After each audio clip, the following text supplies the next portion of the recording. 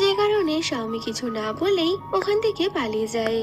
তো শাওমি এবার ওর ক্লাসরুমে আসলে ও নিজের ব্যাগের জন্য ক্লাসরুমে ঢুকতে পারছিল না। তাই শাওমি ভাবে ক্লাসরুমে ঢোকার জন্য হয়তো ওকে কোনো মন্ত্র করতে হবে। তো এর মধ্যেই জ্যাং পেছন থেকে শাওমিকে এক ধাক্কা মেরে ক্লাসরুমে ঢুকিয়ে দেয়। তো জ্যাং এর এমনটা করার কারণে শাওমি তো ওর উপরে অনেক বেশি রেগে গেছিল। এরপরেই ওদের ক্লাস টিচার আসলে টিচার এবার সবার ডেস্ক অ্যারেঞ্জ করছিল। তো তখনই আমরা ক্লাসের অন্য একটা ছেলে ফ্যানকে দেখতে পাই। তো ফ্যাং এর শাওমিকে দেখে অনেকটাই ভালো লাগে, তাই ও এবার শাওমির ডেস্কমেটকে একটা বই দিয়ে ওর সাথে নিজের ডেস্ক চেঞ্জ করে নিয়েছিল। তো ফ্যাং শাওমিকে জিজ্ঞেস করে, তুমি কি আমাকে চিনতে পারছো?